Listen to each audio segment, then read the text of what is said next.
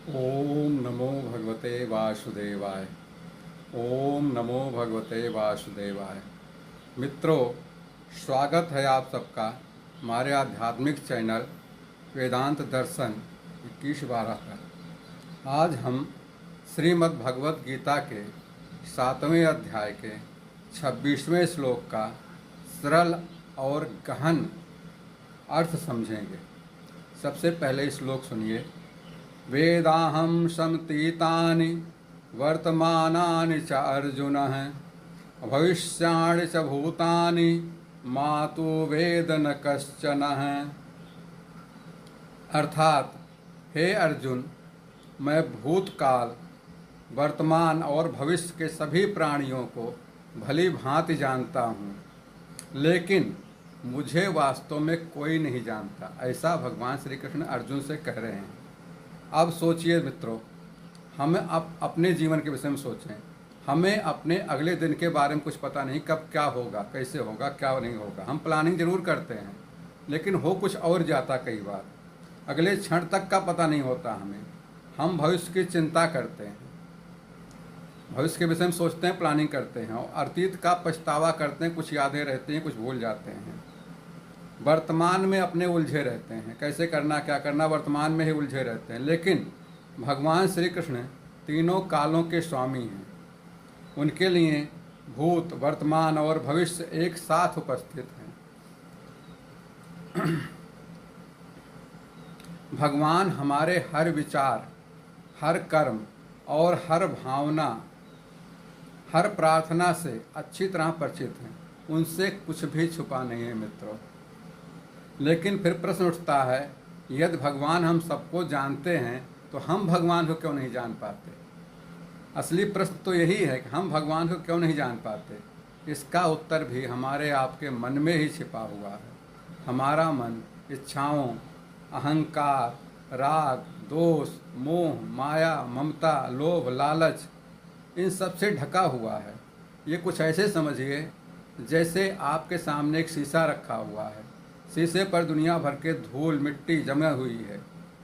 अब सब उस पर अगर धूल मिट्टी जमा हुआ है, धूल से ढका हुआ है, तो आपका अपना ही चेहरा लेकिन उसको साफ नहीं दिखाई देगा। आपको अंदाज तो लगेगा हाँ कुछ दिखाई दे रहा है, लेकिन क्लियर नहीं होता है। बस भगवान के स्वरूप को ना पहचानने का भी यही कारण है। मित्रों, रामचरितमानस में इसका बहुत सुंदर उदाहरण आपको मिल सकता है। प्रभु श्री राम से हनुमान जी मिले। मिलते ही उन्होंने तुरंत उनको पहचान लिया कि परमात्मा है, त्रिभुवनपति हैं। ये पहुँच लिया, लेकिन पहचान लिया उन्होंने। परंतु वही भगवान श्री राम रावण से भी मुलाकात हुई, रावण के सामने भी आए, परंतु रावण उनको नहीं समझ सका, उनको एक साधारण मनुष्य समझा। ऐसा क्यों? जबकि रावण बहुत ज्ञानी था, परम विद्वान था। ऐसा क्यों हुआ? क्योंकि हनुमान जी के अंदर अहंकार नहीं था, कोई द्वेष नहीं था, सेवा भाव नहीं थी, निष्कपट, निष्कलंक उनके अंदर श्रद्धा थी।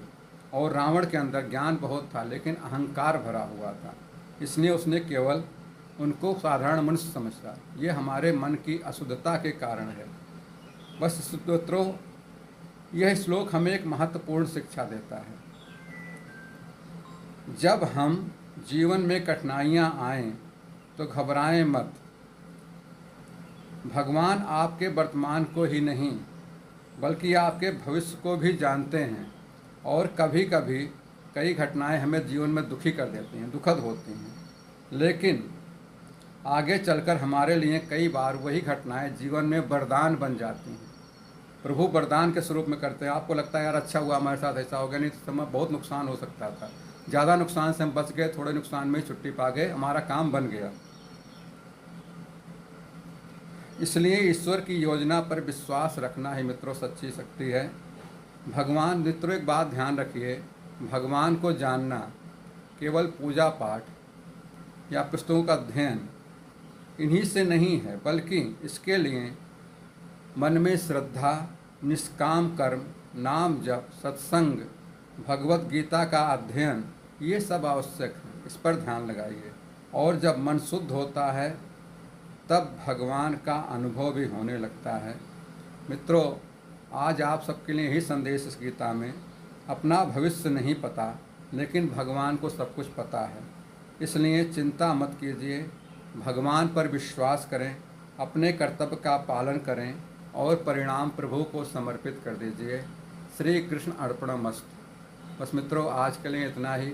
से अगले श्लोक के लिए फिर कल मिलेंगे। तब तक के लिए श्री कृष्ण शरणम मम, श्री कृष्ण शरणम मम।